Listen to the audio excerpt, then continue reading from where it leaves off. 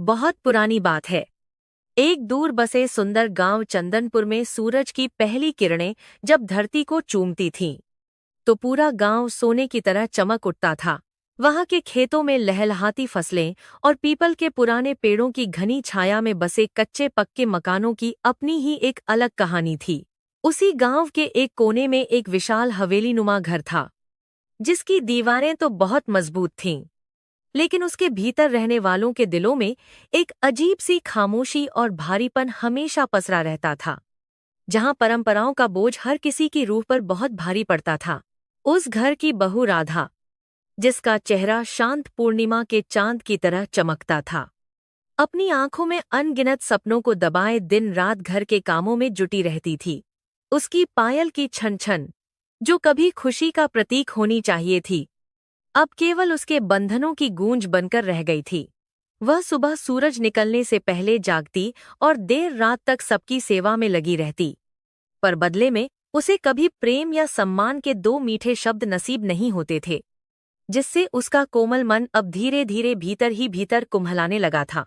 वह घर गांव का सबसे पुराना और प्रतिष्ठित माना जाता था, जहां पीढ़ियों से एक ही तरह की सख्त परंपराओं का पालन बहुत कठोरता से होता आ रहा था।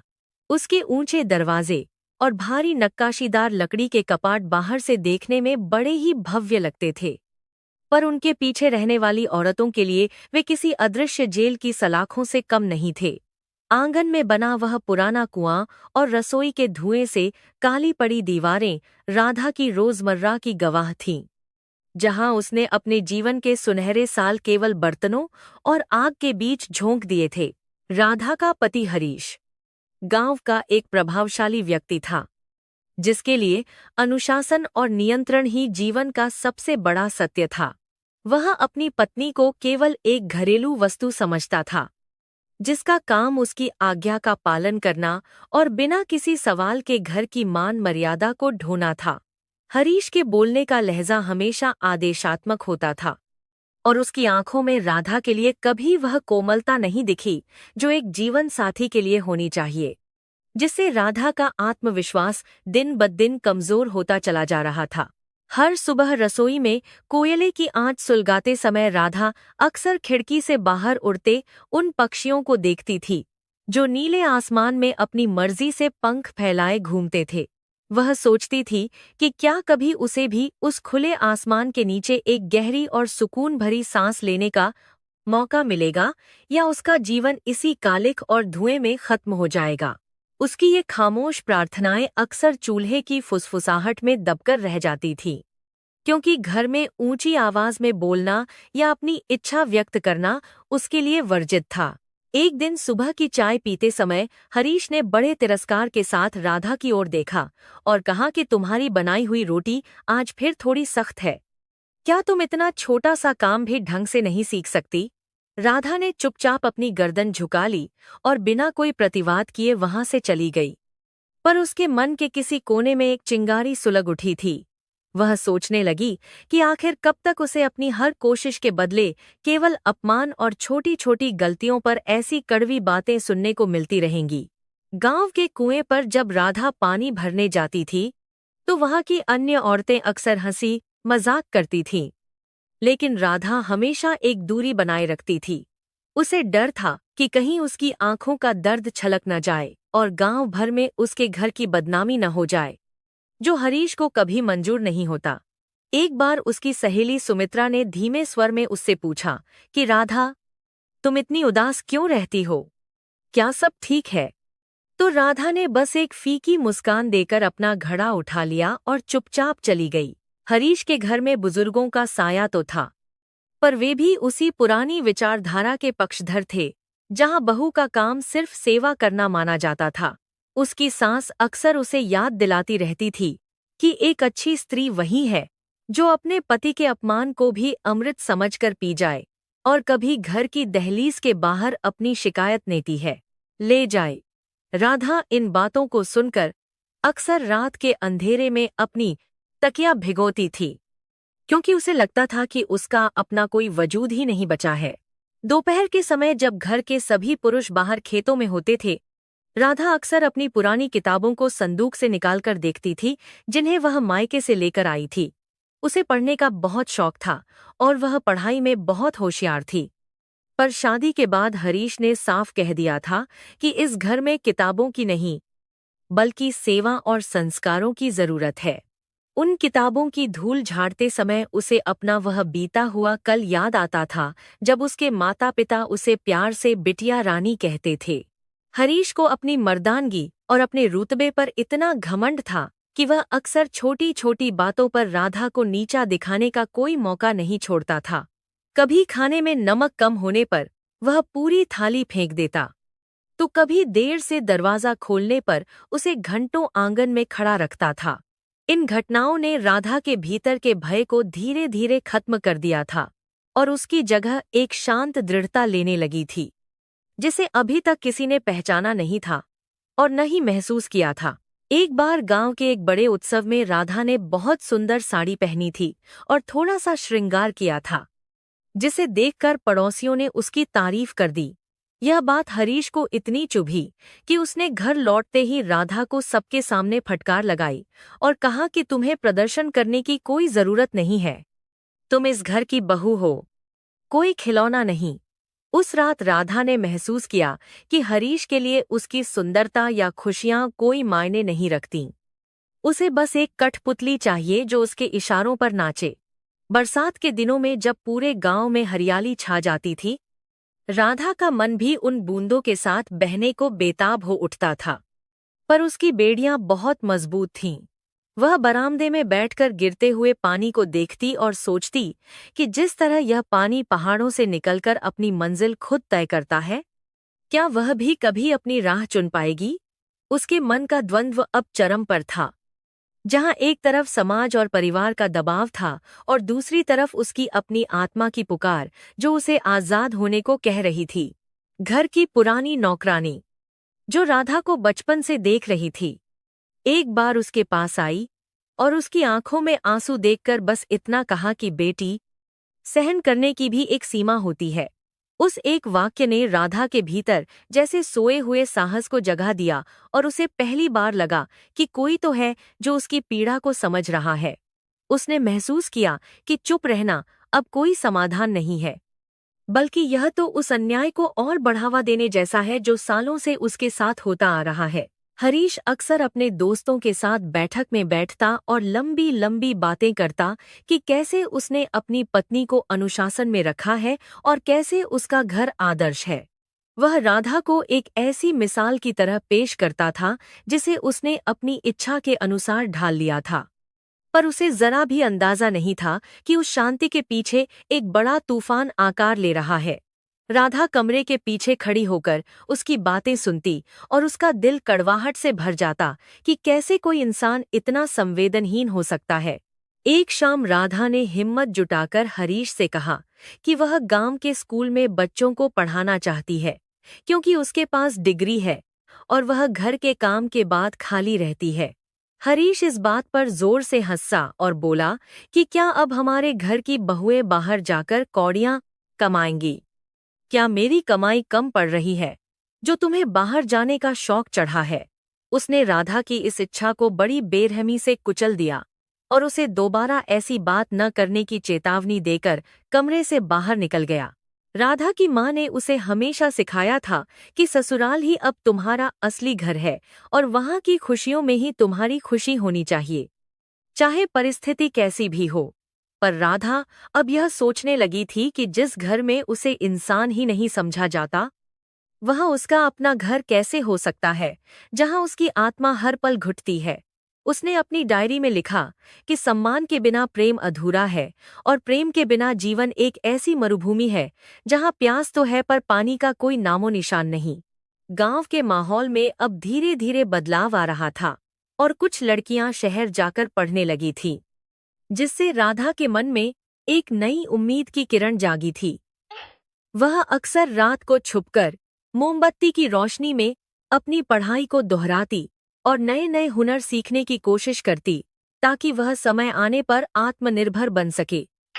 उसे पता था कि रास्ता बहुत कठिन है और समाज उसे कठिन की दोष करती, कभी माफ नहीं करेगा। लेकिन उसने अब अपनी किस्मत खुद लिखने का फैसला मन ही मन कर लिया था। हरीश की बेरुखी अब एक मानसिक प्रताड़ना का रूप ले चुकी थी, जहां वह हफ्तों तक राधा से बात नहीं करता था और उसे घर में एक साये की तरह रहने पर मजबूर करता था। वह उसके भोजन, उसके सोने और उसके हर कदम पर पहरा बिठाए रखता था, जैसे वह उसकी पत्नी न होकर कोई कैदी हो जिसे सुधारने का उसने ठेका लिया हो। इस अकेलेपन ने राधा को और भी मजबूत बना दिया, क्योंकि अब उसके पास खोने के लिए कुछ नहीं बचा था और पाने के लिए पूरा आसमान बाकी था। एक रात जब सारा गांव गहरी नींद में सोया था, राधा अपने आंगन में अकेली बैठी चांद को देख रही थी और अपनी पूरी जिंदगी का हिसाब किताब कर रही थी। उसने सोचा कि क्या उसने इस घर को अपना सब कुछ नहीं दिया, फिर बदले में उसे केवल तिरस्कार और ये काली रातें ही क्यों मिलीं, जहां उसे अपनी सिसकियां भी छुपानी पड़ती हैं। उस रात उसने तय किया कि वह अब और नहीं सहेगी और अपनी पहचान की तलाश में वह हर दीवार को तोड़ देगी जो उसके आड़े आएगी। घर के कोने कोने में राधा की मेहनत और उसकी ममता बसी थी, पर उस ममता की कद्र करने वाला वहां कोई नहीं था। सब उसे अपना अधिकार समझते थे। उसने रसोई के हर बर्तन को चमकाया था, हर कपड़े को करीने से तह किया था, पर उसके अपने जीवन की तह पूरी तरह उलझ चुकी थी, जिन्हें सुलझाना अब नामुमकिन लग रहा था। वह जानती थी कि उसे एक बड़ा कदम उठाना होगा, वरना वह भी उसी धूल की तरह कहीं खो जाएगी जो इस पुरानी हवेली के कोनों में जमी हुई थी। सुबह की पहली किरण के साथ जब राधा उठी तो उसकी आंखों में एक अजीब सी चमक थी जो पहले कभी नहीं देखी गई थी। जैसे उसने अपनी मंजिल का रास्ता ढूंढ लिया हो। उसने अपने काम हमेशा की तरह किए, पर उसके दिल की धड़कनें कुछ अलग कह रही थीं और उसका मन अब उस घर की सीमाओं से बहुत दूर जा चुका था।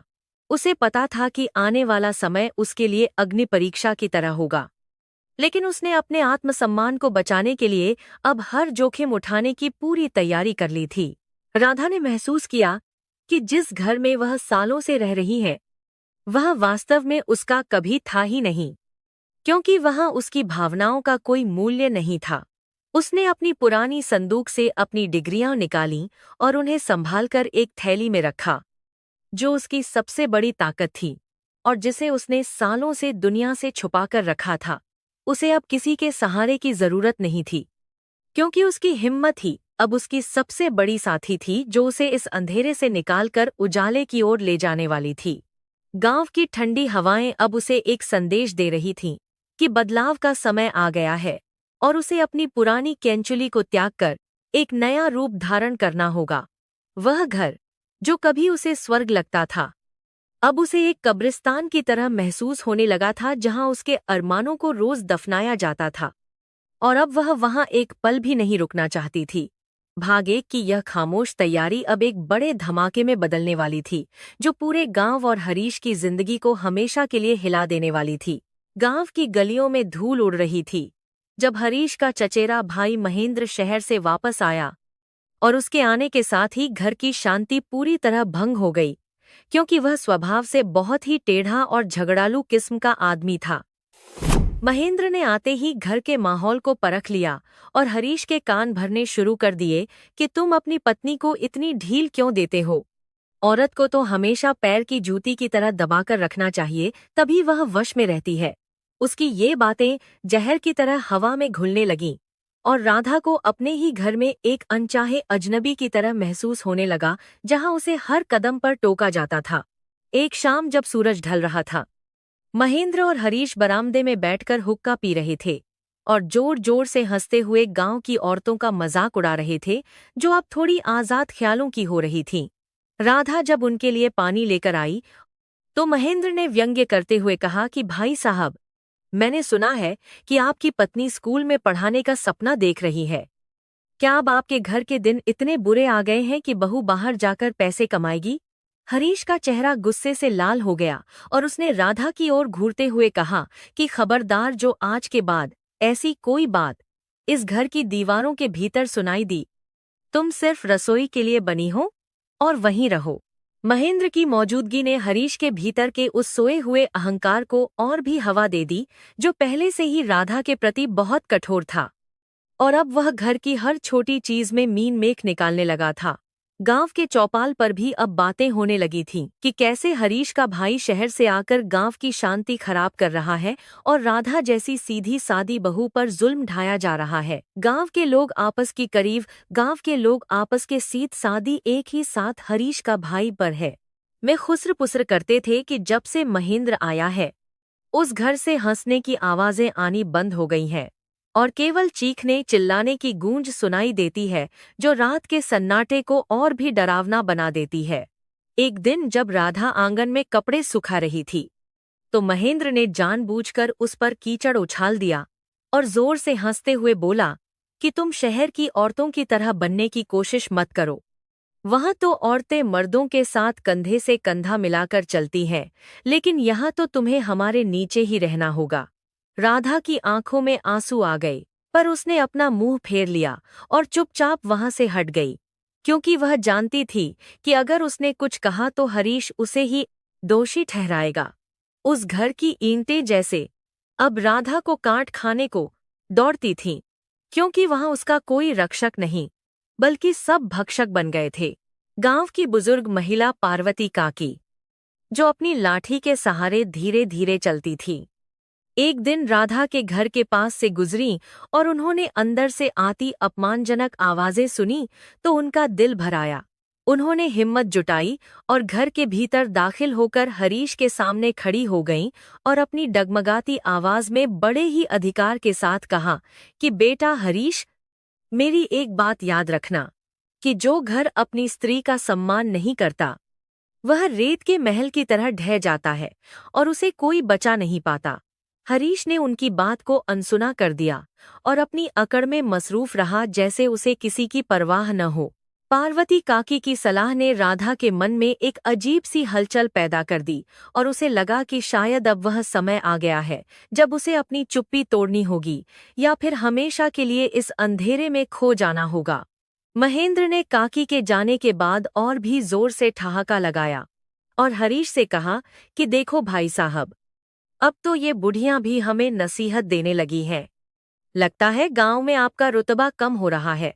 हरीश को यह बात अपनी मर्दानगी पर चोट जैसी लगी और उसने उस रात राधा को बिना किसी कारण के भूखा रहने की सजा सुना दी ताकि उसका डर बना रहे। पूरे गांव में अब यह चर्चा का विषय बन गया था कि हरीश अपनी पत्नी के साथ बहुत बुरा व्यवहार कर रहा है और महेंद्र उसे और भी उकसा रहा है, जिससे गांव की शांति भंग हो रही थी। औरतों ने कुएं पर पानी भरते समय तय किया कि वे राधा से बात करेंगी और उसे सहारा देंगी, लेकिन राधा के ऊपर इतनी कड़ी पाबंदी थी कि वह किसी से बात करने के लिए घर की दहलीज भी पार नहीं कर सकती थी। उसके चारों ओर एक ऐसा घेरा बना दिया गया था जिसे तोड़ना नामुमकिन लग रहा था और उसकी हर हरकत पर महेंद्र की गिद्ध जैसी नजरें हमेशा जमी रहती थीं। राधा की चुप्पी अब धीरे धीरे एक ठंडे गुस्से में बदल रही थी और उसने महसूस किया कि यह रहने का मतलब है अपनी आत्मा की रोज हत्या करना, जो उसे अब मंजूर नहीं था। उसने रात के अंधेरे में अपनी पुरानी संदूक को खोला और उसमें रखी अपनी माँ की दी हुई कुछ जेवर और अपनी डिग्रियां एक पोटली में बांध ली, जैसे वह किसी बड़े सफर की तैयारी कर रही हो। उसे पता था कि अगर वह आज नहीं निकली तो शायद वह कभी नहीं निकल पाएगी और यह घर उसकी कब्र बन जाएगा जहां उसकी सारी खुशियां दफन हो चुकी थीं। महेंद्र ने एक सुबह हरीश को सलाह दी कि क्यों न राधा के नाम की जो थोड़ी सी जमीन उसके पिता ने दी थी वह अपने नाम करवा ली जाए ताकि वह पूरी तरह से तुम्हारी गुलाम बन जाए। हरीश को यह विचार बहुत पसंद आया और उसने उस दिन कागजात तैयार करवा लिए और राधा को मजबूर किया कि वह उन पर अपने अंगूठे का निशान लगा दे या दस्तखत कर दे। राधा ने पहली बार अपनी पहली करवा ली और वह परबी का करवा ली और उन पर अपने बार भी तैयार करवा ली और कुछ आंखों में वह आग दिखाई जिसे देखकर हरीश एक पल के लिए सहम गया, पर उसने तुरंत अपने गुस्से से उसे दबाने की कोशिश की और उसे कमरे में बंद कर दिया। गांव के मंदिर के पास बैठी काकी ने जब सुना कि हरीश ने राधा को कमरे में बंद कर दिया है तो उन्होंने गांव के मुखिया से इस बारे में बात करने की कोशिश की, पर मुखिया भी पुराने ख्यालों के थे और उन्होंने इसे घर का आपसी मामला कहकर टाल दिया। काकी ने ठंडी आह भरी और बुदबुदाते हुए कहा कि जब अन्याय की सीमा पार हो जाती है तो प्रकृति खुद ही न्याय का रास्ता ढूंढ लेती है और फिर किसी के रोके नहीं रुकती। गांव में एक अजीब सी खामोशी छा गई थी, जैसे कोई बड़ा तूफान आने वाला हो जो सब कुछ तहस नहस कर देने की ताकत रखता हो। राधा ने उस बंद कमरे में बैठकर अपनी पूरी जिंदगी को एक फिल्म की तरह चलते हुए देखा और उसने पाया कि उसने हमेशा दूसरों के लिए जिया है, पर उसके लिए किसी ने एक कदम भी नहीं उठाया। उसने खिड़की की जाली से देखा कि आसमान में काले बादल घिर आए हैं और बारिश होने वाली है, जैसे कुदरत भी उसके आंसुओं में शामिल होना चाहती हो। उसने मन ही मन भगवान से प्रार्थना की कि उसे इतनी शक्ति दे कि वह इस नरक से बाहर निकल सके और अपनी एक नई दुनिया बसा सके, जहां उसे सम्मान और प्यार के साथ जीने का हक मिले। शाम के समय जब घर के सब लोग बैठक में दावत उड़ा रहे थे और शराब के नशे में चूर थे, राधा ने कमरे की खिड़की के ढीले कब्जों को बहुत ही सावधानी से और बिना किसी आवाज के धीरे धीरे खोलना शुरू किया। उसे अपनी धड़कनें अपने कानों में सुनाई दे रही थी और उसका पूरा शरीर कांप रहा था, पर उसका संकल्प बहुत ही अटूट और फौलादी था, जो उसे पीछे हटने से रोक रहा था।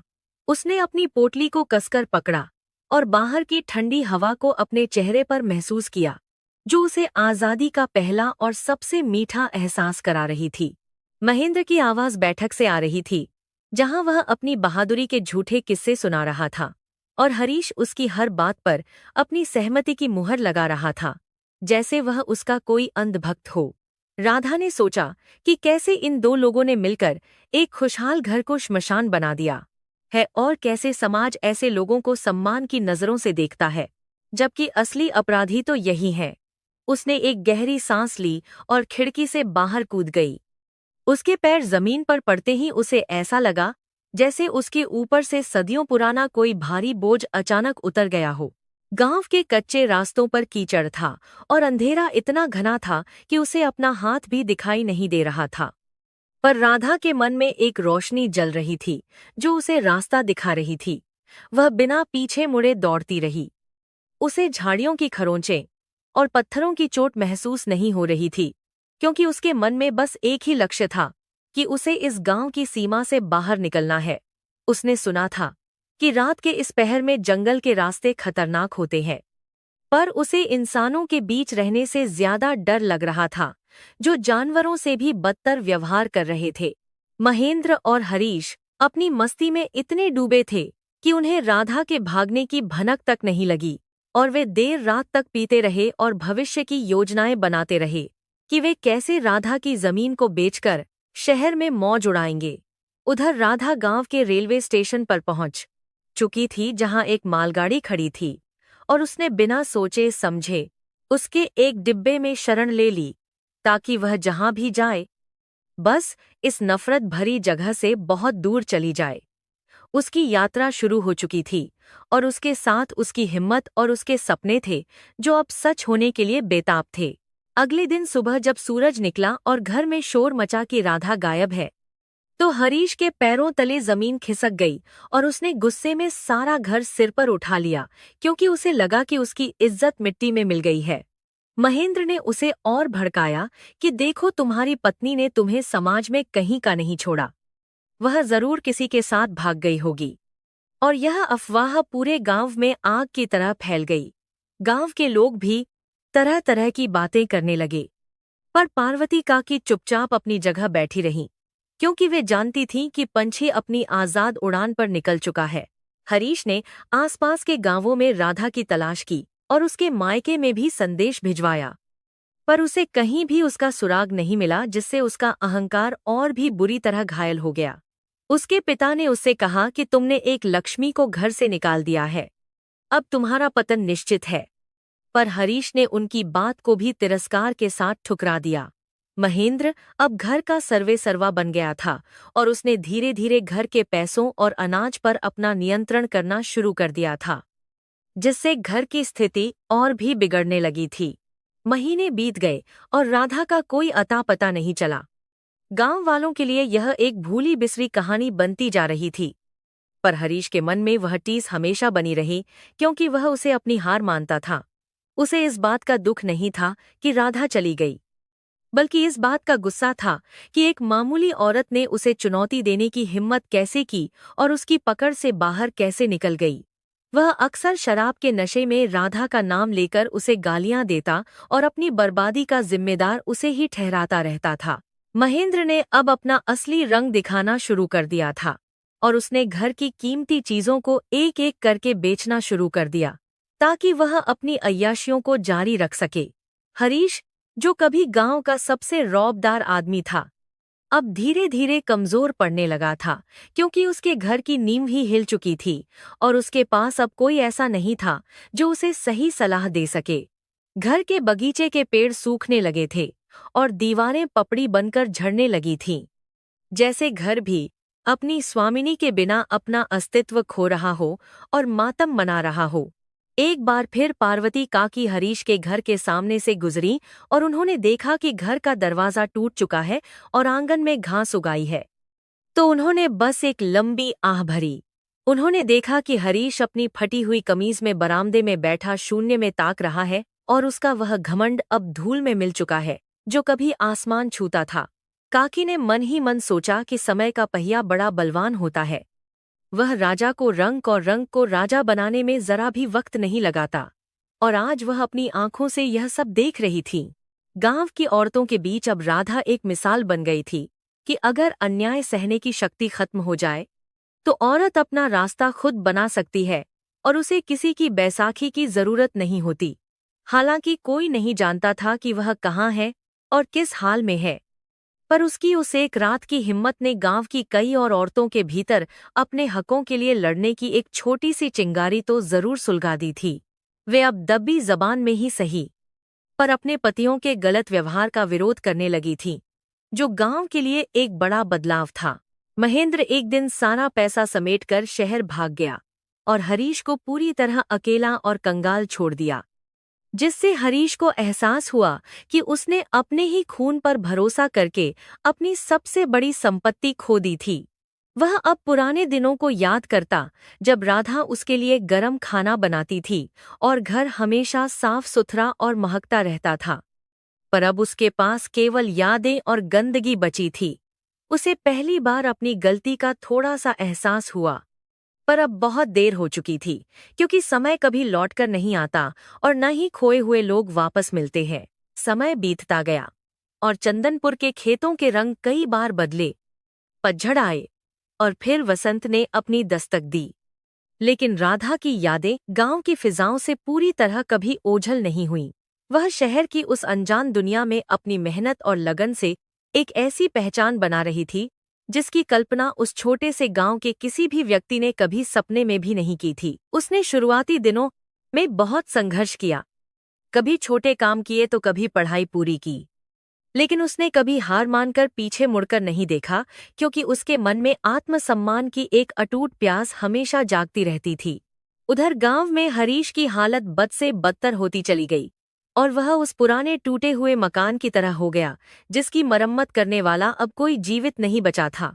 उसके चेहरे की वह पुरानी चमक और आंखों का घमंड अब गहरे काले घेरों और पछतावे की लकीरों में बदल चुका। एक सज जो उसे रोज यह याद दिलाती थी कि उसने अपने जीवन की सबसे बड़ी संपत्ति को कितनी बेदर्दी से गंवा दिया था। वह अब अक्सर गांव के चौराहे पर बैठा रहता और हर आने जाने वाले अजनबी में राधा की एक झलक तलाशता, पर उसे केवल निराशा और लोगों की दया भरी नजरों के सिवा और कुछ नहीं मिलता था। एक दिन शहर से लौटे एक युवक ने गांव के चाय के अड्डे पर एक रंगीन पत्रिका मेज पर रखी, जिसमें एक बहुत ही सुंदर और आत्मविश्वास से भरी महिला की तस्वीर छपी थी। उस तस्वीर के नीचे बड़े अक्षरों में लिखा था कि कैसे एक साधारण पृष्ठभूमि से आई महिला ने अपनी मेहनत से हजारों बेसहारा औरतों को रोजगार देकर उनका जीवन पूरी तरह बदल दिया है। गांव के कुछ लोग उस तस्वीर को देखकर ठिठक गए, क्योंकि उस महिला की आंखों में वही चमक और वही धीरज था जो कभी इस गांव की बहू राधा की आंखों में हुआ करता था। धीरे धीरे वह पत्रिका पूरे गांव में घूमने लगी और हर कोई उस तस्वीर को देखकर दंग रह गया। कि क्या यह वही राधा है जिसे सबने तिरस्कृत करके घर छोड़ने पर मजबूर कर दिया था। जब यह खबर हरीश के कानों तक पहुंची तो उसने पहले तो विश्वास करने से बिल्कुल मना कर दिया और गुस्से में चिल्लाकर बोला कि वह कलंकनी भला इतना बड़ा काम कैसे कर सकती है। यह सब झूठ है। लेकिन उसके भीतर का डर उसे सता रहा था कि अगर यह सच हुआ तो वह दुनिया को अपना मुंह कैसे दिखाएगा और अपनी गलतियों का हिसाब कैसे देगा। गांव की औरतों के बीच अब एक नया उत्साह था और वे छुप छुप कर उस पत्रिका की बातें करती थीं कि देखो राधा ने कैसे अपनी किस्मत खुद लिख डाली और आज वह कहाँ पहुंच गई है। पार्वती काकी ने जब वह तस्वीर देखी तो उनकी आंखों में खुशी के आंसू आ गए और उन्होंने गर्व से कहा कि मैंने तो पहले ही कहा था कि जो आग को दबाने की कोशिश करता है वह एक दिन खुद ही जलकर राख हो जाता है। उन्होंने गांव वालों को समझाया कि यह राधा की मेहनत का फल है कि आज वह पूरे देश में सम्मान पा रही है और उसका नाम रोशन हो रहा है। शहर में राधा ने एक बड़ा एनजीओ खोल लिया था जो ग्रामीण महिलाओं को आत्मनिर्भर बनाने का काम करता था और उसे सरकार की तरफ से कई बड़े पुरस्कारों से भी नवाजा जा चुका था। उसने अपनी पुरानी कड़वाहट को भुलाकर केवल अपने काम पर ध्यान दिया था। लेकिन उसके मन में एक विचार बार बार आता था कि उसे अपने उस गांव की औरतों के लिए भी कुछ करना चाहिए। उसने तय किया कि वह जल्द ही चंदनपुर जाएगी और वहां एक नया केंद्र खोलेगी ताकि किसी और राधा को अपना घर छोड़कर भागना न पड़े और वह वहीं सम्मान से जी सके। हरीश के घर की हालत अब ऐसी थी कि दीवारों से पलस्तर झड़ चुका था और छत से पानी टपकता था, क्योंकि महेंद्र ने घर की सारी जमा पूंजी अपनी बुरी आदतों में पूरी तरह खत्म कर दी थी। वह अक्सर रात को अकेले बैठकर शराब पीता और उन दिनों को याद करता जब राधा उसके हर इशारे पर नाचती थी और घर खुशियों से भरा रहता था। उसे अब अपनी हर बात का पछतावा अकेले बैठकर शराब पीता हो रहा था, पर उसका अहंकार अभी भी उसे अपनी गलती सार्वजनिक रूप से स्वीकार करने से रोकता था, जिससे वह और भी घुटने लगा था। गांव के स्कूल के मास्टर जी ने एक दिन पंचायत में यह प्रस्ताव रखा कि हमारे गांव की बेटी ने शहर में इतना नाम कमाया है तो क्यों न हम उसे मुख्य अतिथि के रूप में आमंत्रित करें। यह सुनकर हरीश के तन बदन में आग लग गई और उसने विरोध करते हुए कहा कि एक भगोड़ी को गांव में बुलाना परंपराओं का अपमान होगा और मैं इसे कभी बर्दाश्त नहीं करूंगा। पर अब गांव का माहौल के साथ मानहती थी और भगोड़ी के गांव में बर्दाश्त के और गांव का माहौल के दोस्त करते हुए कहा कि गांव में बर्दाश्त की गा बदल चुका था और युवा पीढ़ी हरीश की बातों को तवज्जो देने के बजाय राधा की सफलता को गांव का गौरव मान रही थी और उसका स्वागत करना चाहती थी। राधा को जब गांव से निमंत्रण मिला तो उसके मन में पुरानी यादें ताज़ा हो गईं और उसे वह रात याद आई जब वह खिड़की से कूदकर अंधेरे में भाग निकली थी और उसका दिल जोर से धड़कने लगा। उसने सोचा कि क्या उसे वापस जाना चाहिए जहां उसे केवल अपमान मिला था, या फिर उसे अपनी सफलता का परिचय वहां देना चाहिए ताकि सबको पता चले कि औरत कमजोर नहीं होती। उसने अपनी टीम से कहा कि हम चंदनपुर चलेंगे और वहां एक बड़े समारोह की तैयारी करेंगे जहां हम गांव की हर स्त्री के लिए नई उम्मीदें लेकर आएंगे। जब यह पक्का हो गया कि राधा गांव आ रही है तो पूरे गांव में साफ सफाई और सजावट का काम शुरू हो गया, जैसे किसी बड़े त्योहार की तैयारी हो रही हो और हर कोई उत्साहित था। हरीश अपने घर के अंधेरे कोने में दुबक कर बैठ गया, क्योंकि उसे डर था कि जब राधा उसके सामने आएगी तो वह उसकी आंखों में आंखें डालकर कैसे बात कर पाएगा और अपनी सफाई में क्या कहेगा। उसने सुना कि राधा अब कार से चलती है और उसके साथ सुरक्षाकर्मी भी होते हैं, जो उसकी कल्पना से बिल्कुल परे एक अलग ही हकीकत थी। गांव के लोगों ने राधा के स्वागत के लिए एक बड़ा पंडाल लगाया और पुराने मतभेदों को भुलाकर सब उसे देखने के लिए आतुर थे, क्योंकि वह अब केवल एक बहू नहीं बल्कि एक हस्ती थी। राधा ने अपने साथ कई नई मशीनें और कपड़े सिलने के आधुनिक सामान भी भेजे थे ताकि वह गांव में आते ही अपना काम शुरू कर सके और सबको रोजगार दे सके। इस बीच महेंद्र भी चुपके से गांव वापस आ गया था, यह सोचकर कि शायद वह राधा की सफलता का कुछ हिस्सा अपने लिए भी हड़प सके या कोई नया खेल खेल सके। महेंद्र ने हरीश से कहा कि भाई साहब, राधा अब अमीर हो गई है। हमें उसके पास जाना चाहिए और उसे याद दिलाना चाहिए कि वह अभी भी इस घर की बहू है और उसकी संपत्ति पर हमारा भी हक है।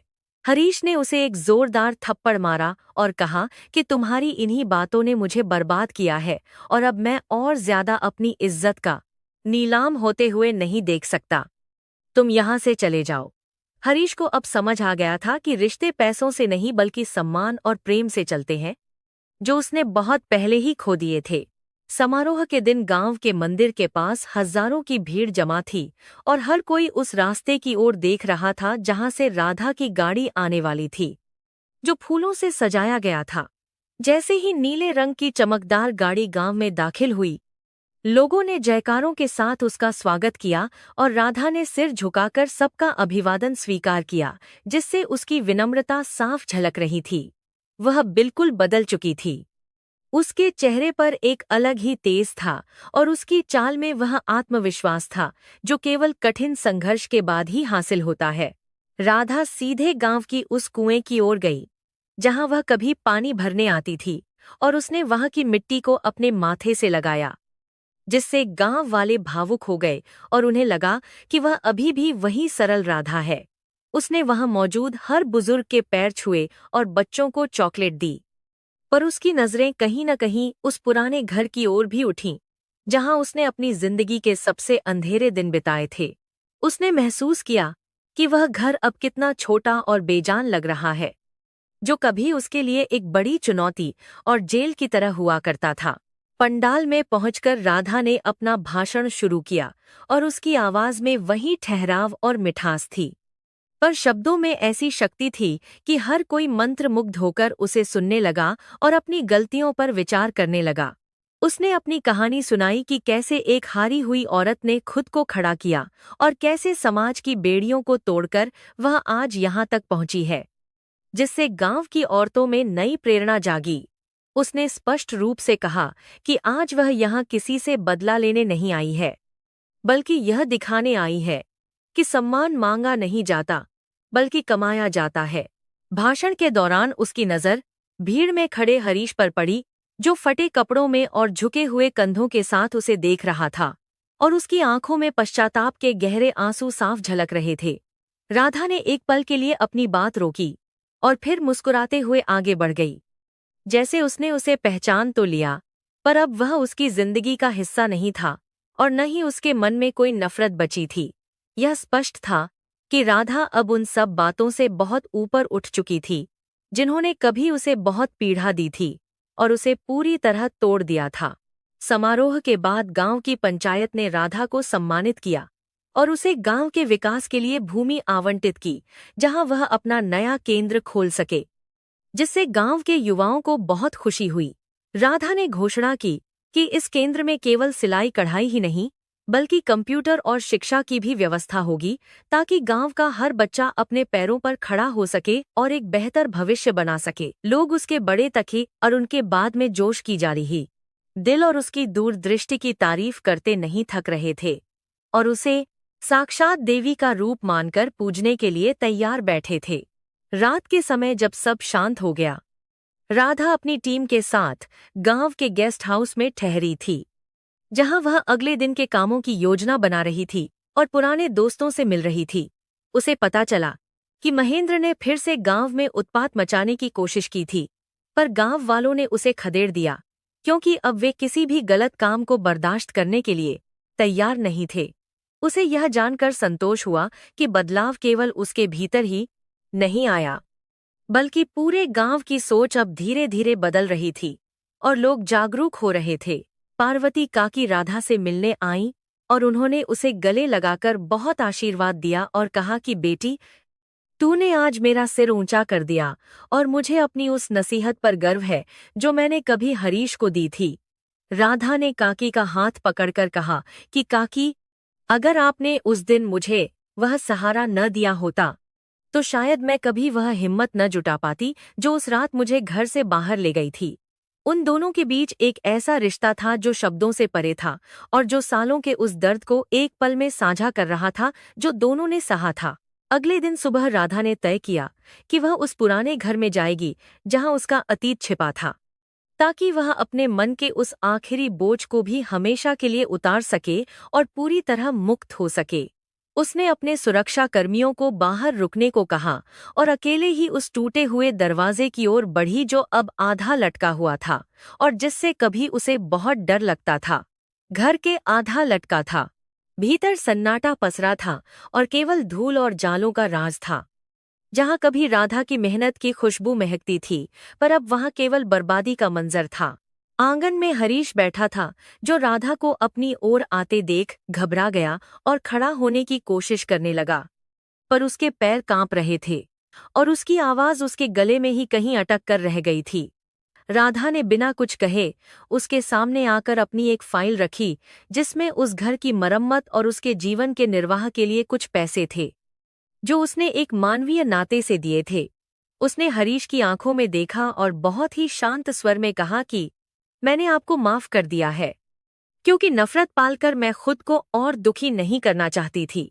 हरीश फफक कर रो पड़ा और राधा के पैरों में गिरने की कोशिश करने लगा, पर राधा ने उसे रोक दिया और कहा कि अब इन आंसुओं का कोई मतलब नहीं है, क्योंकि जो समय बीत गया वह कभी वापस नहीं आता। उसने उसे समझाया कि यह पैसे केवल इसलिए हैं ताकि वह अपने बचे हुए दिन सम्मान से बिता सके, न कि इसलिए कि वह फिर से उस पर कोई अधिकार जता सके या अपनी पुरानी जिंदगी वापस पा सके। हरीश को एहसास हुआ कि उसने क्या खोया था और अब वह उस महानता के सामने बहुत छोटा और तुच्छ महसूस कर रहा था जो राधा ने दिखाई थी। राधा उस घर से बाहर निकली तो आसमान बिल्कुल साफ था और धूप खिली हुई थी, जो एक नई शुरुआत और पूर्ण स्वतंत्रता का संकेत दे रही थी, जिसे उसने अपनी मेहनत से हासिल किया था। गांव वाले उसे विदा करने के लिए बड़ी संख्या में एकत्र हुए थे और उनकी आंखों में राधा के प्रति अब वह डर या तिरस्कार नहीं था, बल्कि एक गहरा सम्मान और प्रेम उमड़ रहा था।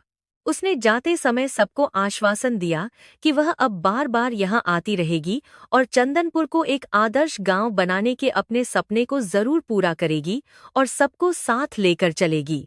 अगले दिन की सुबह चंदनपुर के लिए एक ऐतिहासिक सवेरा थी, जब गांव के विशाल बरगद के पेड़ के नीचे पंचायत की विशेष सभा बुलाई गई थी, जहां न्याय का तराजू अपनी सही जगह ढूंढने वाला था। सभा में गांव के हर घर से कम एक सदस्य मौजूद था और सबकी आंखें उस ऊंचे मंच पर टिकी थीं जहां मुखिया जी और गांव के प्रतिष्ठित बुजुर्ग बैठे थे। राधा अपनी सफेद सूती साड़ी में बहुत ही गरिमामयी लग रही थी, जबकि हरीश एक कोने में सिर झुकाए बैठा था और महेंद्र अपनी आदतों के अनुसार अब भी कुछ चालें चलने की फिराक में इधर उधर देख रहा था। महेंद्र ने सभा की शांति को भंग करते हुए चिल्लाकर कहा कि भाइयों, यह स्त्री हमारे परिवार की मर्यादा को धूल में मिलाकर शहर भाग गई थी और आज धन के अहंकार में हमें नीचा दिखाने आई है। उसने दावा किया कि राधा का इस संपत्ति पर कोई हक नहीं है, क्योंकि उसने अपनी मर्जी से घर छोड़ा था और अब वह यहाँ केवल अशांति फैलाने आई है। महेंद्र की कड़वी बातों ने कुछ पल के लिए सभा में फुसफुसाहट पैदा कर दी, पर राधा के चेहरे पर एक शिकन भी नहीं आई, क्योंकि वह अब सत्य की शक्ति से पूरी तरह लैस होकर आई थी। मुखिया जी ने शांत रहने का इशारा किया और राधा से अपना पक्ष रखने को कहा, जिसके बाद राधा ने बहुत ही सधे हुए स्वर में अपनी बात कहनी शुरू की, जिससे पूरी सभा में सन्नाटा छा गया। उसने अपनी फाइल से वे दस्तावेज निकाले जो साबित करते थे कि महेंद्र ने पिछले कुछ सालों में कैसे घर के कीमती गहने और गांव की साझी जमीन को धोखे से बेचकर निजी स्वार्थ सिद्ध किया था।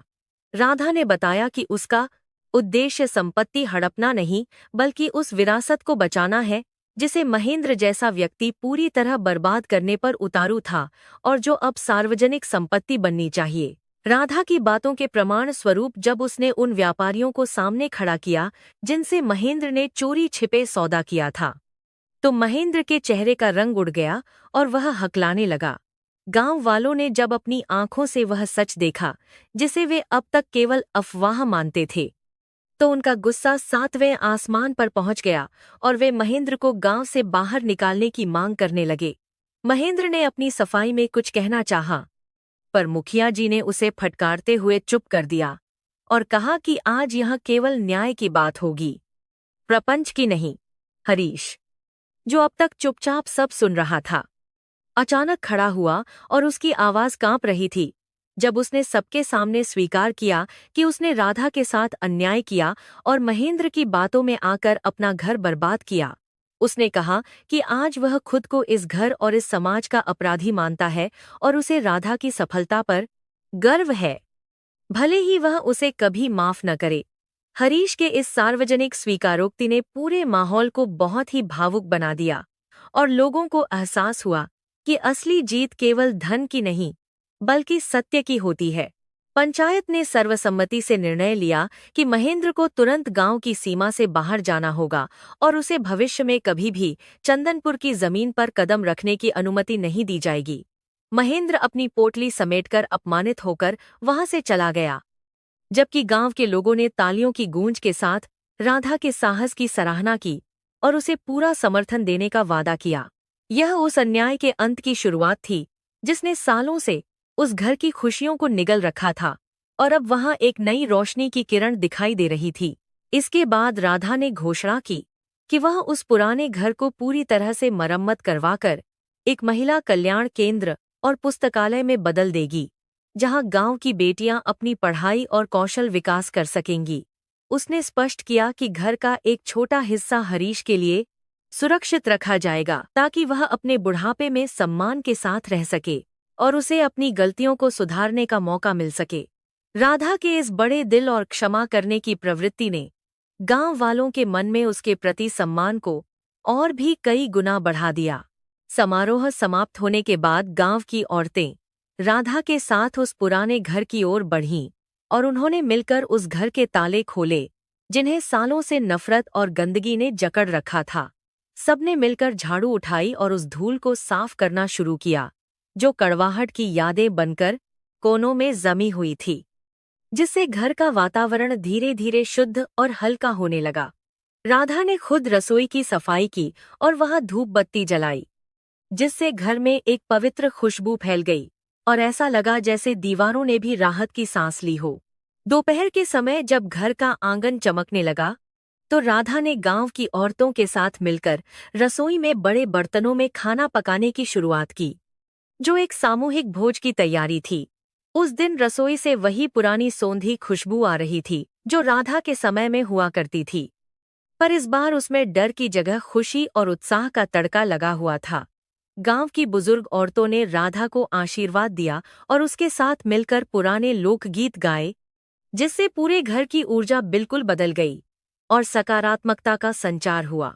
हरीश अब घर के बरामदे में बैठा उन बच्चों को देख रहा था जो आंगन में खेल रहे थे और उसे पहली बार उस शांति का अनुभव हो रहा था जिसे उसने अपने क्रोध में कभी पहचाना ही नहीं था। उसने महसूस किया कि राधा ने उसे केवल आर्थिक सहायता ही नहीं दी बल्कि उसे समाज में फिर से सिर उठाकर जीने का एक मौका भी दिया है, जो उसके लिए सबसे बड़ा उपहार था। वह अब चुपचाप घर के छोटे मोटे कामों में मदद करने लगा था और उसकी आंखों में अहंकार की जगह सेवा भाव ने अपनी जगह बना ली थी। राधा ने गांव के युवाओं के साथ मिलकर पुस्तकालय के लिए अलमारियां लगवाईं और वहां सैकड़ों नई किताबें रखवाईं, जिससे गांव में शिक्षा का एक नया केंद्र तैयार होने लगा और उत्साह का माहौल बन गया। उसने दीवारों पर सुंदर चित्र बनवाए जिनमें प्रकृति और नारी शक्ति के संदेश थे, ताकि जो भी वहां आए उसे एक सकारात्मक प्रेरणा मिल सके और वह अपने जीवन में आगे बढ़ सके। उस दिन गांव का हर कोना जैसे मुस्कुरा रहा था और ऐसा लग रहा था कि चंदनपुर अब विकास की एक नई राह पर चल पड़ा है। शाम को जब सूरज की लालिमा पूरे आकाश में छा गई तो घर के सामने वाले मैदान में एक छोटी सी प्रार्थना सभा आयोजित की गई, जहां सबने मिलकर गांव की खुशहाली के लिए दुआ की। राधा ने सभी औरतों को संबोधित करते हुए कहा कि यह घर अब मेरा नहीं बल्कि आप सबका है, जहां हम सब मिलकर अपनी समस्याओं का हल ढूंढेंगे और एक दूसरे का सहारा बनेंगे। उसकी बातों ने गांव की औरतों में एक नया विश्वास जगाया कि वे भी अपनी मेहनत से अपनी दुनिया बदल सकती हैं और समाज में अपना स्थान बना सकती हैं। रात के समय जब घर के सभी मेहमान चले गए, राधा ने आंगन में एक दीपक जलाया और उस पुरानी खिड़की के पास बैठी जहां से वह कभी आजाद होने के सपने देखा करती थी और मुस्कुरा दी। उसे लगा कि उसका संकल्प अब पूरा हो गया है और उसने न केवल खुद को बल्कि अपने पूरे परिवेश को उस अंधकार से बाहर निकाल लिया है जिसने उसे घेरा हुआ था। घर अब शांत था, पर वह सन्नाटा डरावना नहीं बल्कि सुकून देने वाला था, जिसमें आने वाले कल की सुनहरी उम्मीदें और शांति साफ महसूस की जा सकती थी। राधा ने महसूस किया कि घर की पुरानी दीवारें अब उसे डराती नहीं थीं, बल्कि वे उसकी सफलता की गवाह बनकर गर्व से खड़ी थीं, जैसे वे भी अपनी स्वामिनी की वापसी का जश्न मना रही हों। उसने तय किया कि वह अब साल के कुछ महीने यहीं गांव में बिताएगी, ताकि वह अपनी देखरेख में केंद्र को सुचारू रूप से चला सके और गांव की जरूरतों को समझ सके। उसकी मौजूदगी ने गांव के सामाजिक ताने बाने को फिर से मजबूत कर दिया था और लोग अब जाति और वर्ग से ऊपर उठकर मानवता की बात करने लगे थे। अगले कुछ दिनों में घर के बगीचे की भी कायापलट हो गई। जहां सूखे पेड़ों की जगह नए फलों और फूलों के पौधे लगाए गए, जो जल्द ही अपनी खुशबू बिखेरने वाले थे और हरियाली लाने वाले थे। हरीश ने खुद पौधों को पानी देने की जिम्मेदारी ली और वह रोज सुबह शाम बगीचे में समय बिताने लगा, जिससे उसका मन शांत रहने लगा और उसके व्यवहार में कोमलता आ गई। गांव के लोग भी अब हरीश को सम्मान देने लगे थे, क्योंकि उन्होंने देखा कि उसने अपनी गलतियों का पश्चाताप सच्चे मन से किया है और बदल गया है। राधा ने गांव की उन लड़कियों के लिए एक विशेष छात्रवृत्ति योजना शुरू की, जो उच्च शिक्षा के लिए शहर जाना चाहती थीं पर आर्थिक तंगी के कारण जा नहीं पा रही थीं, जिससे उनकी राह आसान हो गई।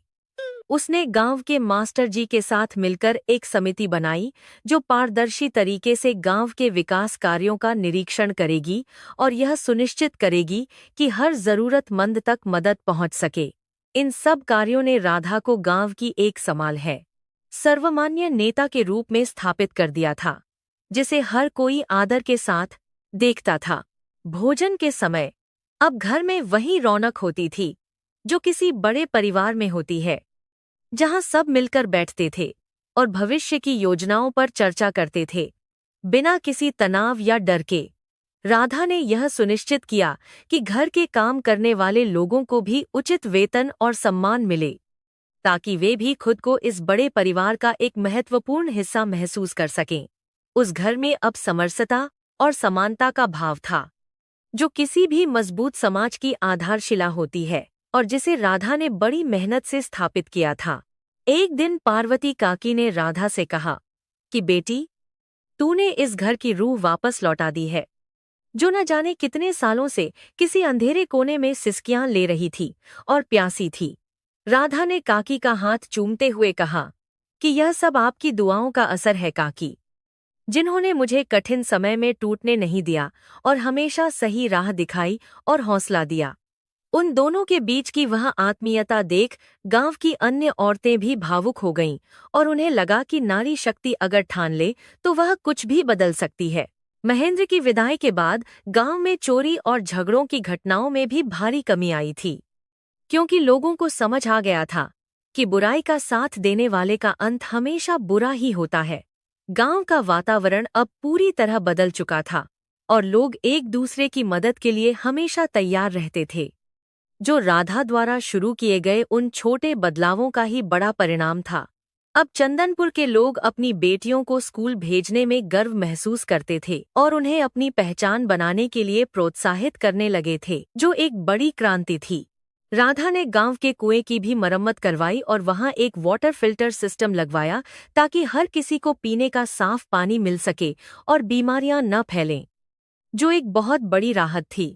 उसने स्वास्थ्य शिविरों का आयोजन भी करवाया, जहां शहर के बड़े डॉक्टर आकर गांव वालों का मुफ्त इलाज करते थे और उन्हें स्वास्थ्य के प्रति जागरूक करते थे, जिससे गांव की स्थिति सुधर गई। इन सब कल्याणकारी कार्यों ने राधा के नाम को गांव के इतिहास में हमेशा के लिए अमर कर दिया था और उसकी चर्चा दूर दराज के इलाकों में भी होने लगी थी।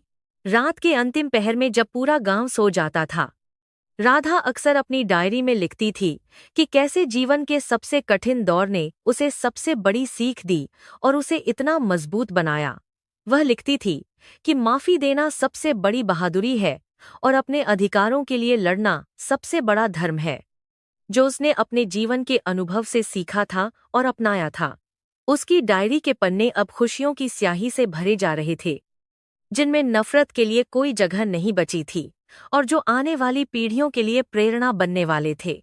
जब घर की शांति पूरी तरह बहाल हो गई, तो एक शाम राधा ने पूरे गांव के लिए एक शांति भोज का आयोजन किया, जहां हर किसी ने साथ मिलकर खाना खाया और पुरानी कड़वाहटों को हमेशा के लिए दफन कर दिया। उस रात चांद की रोशनी में पूरा गांव जगमगा रहा था और ऐसा लग रहा था कि प्रकृति भी इस न्यायपूर्ण अंत और नई शुरुआत पर अपनी प्रसन्नता जाहिर कर रही है। राधा का वह सपना जो उसने उस काली रात में देखा था, अब एक सुंदर हकीकत बनकर उसके सामने खड़ा था और वह बहुत संतुष्ट थी।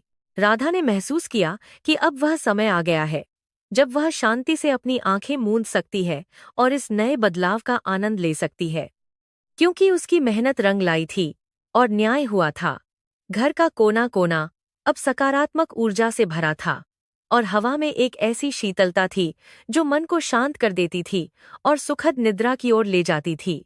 यह उस संघर्ष की परिणति थी जिसने एक मामूली औरत को एक महान मेधावी व्यक्तित्व में बदल दिया था और समाज के सामने एक बेमिसाल उदाहरण पेश किया था। चंदनपुर के क्षितिज पर ढलते हुए सूरज की लालिमा आज कुछ अधिक ही गहरी और सुकून देने वाली लग रही थी, जैसे वह गांव के सुनहरे भविष्य की गवाही दे रही हो।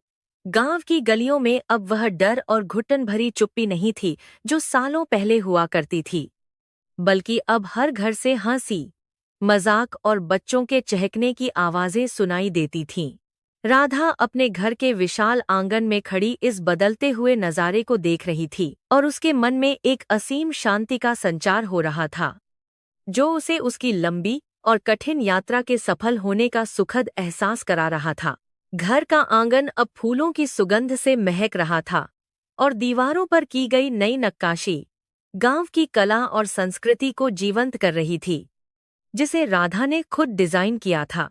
उसने महसूस किया कि असली घर वही होता है जहां रूह को चैन मिले और जहां हर इंसान को एक समान सम्मान और प्यार के साथ जीने का अवसर प्राप्त हो। वह पुरानी हवेली, जो कभी उसके लिए काल कोठरी थी, अब गांव की सैकड़ों औरतों के लिए आशा की एक नई किरण और स्वावलंबन का प्रतीक बन चुकी थी, जहां वे अपनी किस्मत खुद लिख रही थीं।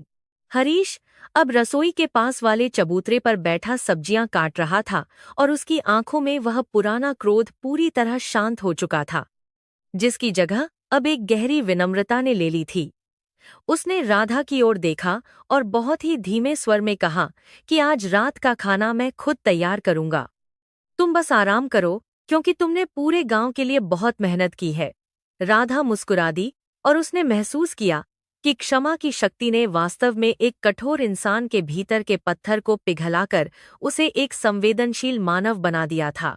गांव की औरतों ने तय किया था कि आज की रात वे एक बड़ा उत्सव मनाएंगी, जहां गांव का हर परिवार एक एक पकवान बनाकर लाएगा और सब मिलकर एक साथ भोजन करेंगे। आंगन के बीचों बीच एक बड़ी चटाई बिछाई गई थी और मिट्टी के दियों की कतारों ने पूरे घर को एक नई दुल्हन की तरह सजा दिया था, जिसकी चमक तारों से होड़ कर रही थी। हर कोई खुश था और हर चेहरे पर एक ऐसी संतुष्टि थी जो केवल तब आती है जब समाज में न्याय और प्रेम का सही संतुलन स्थापित हो जाता है। राधा ने देखा कि गांव की वह छोटी लड़कियां, जो कभी स्कूल जाने के नाम से डरती थीं, अब अपनी किताबों को सीने से लगाए बड़े उत्साह के साथ ज्ञान की बातें कर रही थीं। उसने उनमें अपना बचपन देखा और संकल्प किया कि वह कभी किसी भी बेटी के पंखों को टूटने नहीं देगी, चाहे इसके लिए उसे कितनी भी बड़ी चुनौती का सामना क्यों न करना पड़े। उसकी संस्था अब पूरी तरह से आत्मनिर्भर हो चुकी थी और गांव के लोग खुद आगे बढ़कर इसके विकास में अपना योगदान दे रहे थे, जो एक मिसाल थी। शाम की ठंडी हवाओं के साथ गांव के पुराने मंदिर की घंटियों की आवाज गूंजने लगी, जो इस बात का संकेत थी कि अब उत्सव की शुरुआत होने वाली है और सब एकत्र होने वाले हैं। पार्वती काकी अपनी लाठी टेकती हुई सबसे पहले आईं और उन्होंने राधा के माथे को चूमकर कहा कि तूने इस माटी का कर्ज उतार दिया है मेरी बिटिया। आज यह गांव तुझ पर गर्व करता है। राधा की आंखों में नमी आ गई, पर वह खुशी के आंसू थे, क्योंकि उसे अपनी मेहनत का सबसे बड़ा इनाम मिल चुका था। धीरे धीरे पूरा आंगन गांव वालों से भर गया और हर कोई अपने साथ कुछ न कुछ उपहार या पकवान लेकर आया था, जिससे भाईचारे और सामूहिकता की भावना साफ झलक रही थी। लोग अब ऊंच नीच और पुराने भेदभाव को भूलकर एक दूसरे के साथ बैठकर बातें कर रहे थे और पुरानी कड़वाहटों को भुलाकर एक नई शुरुआत की ओर अपने कदम मजबूती से बढ़ा रहे थे। राधा ने सबको कदम मजबूती से बढ़ा रहे थे। बंटी में भारत ऊपर बड़े संबंध नहीं है, संबोधित करते हुए कहा कि यह जीत मेरी नहीं, बल्कि हमारी एकता और सच्चाई की जीत है, जिसे हमें हमेशा संजोकर रखना होगा। भोजन परोसा जाने लगा और खुशबू ने पूरे वातावरण को और भी अधिक मनमोहक बना दिया।